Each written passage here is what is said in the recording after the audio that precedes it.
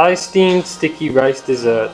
In the culinary class, students will gather around, eager to learn the art of making khao tom. They will carefully wrap the sweet, sticky rice and coconut filling in banana leaves, then begin steaming them to perfection. Get ready for the delicious aroma of this traditional Thai dessert tomorrow, as students enjoy the hands-on experience of creating and tasting their own khao tom.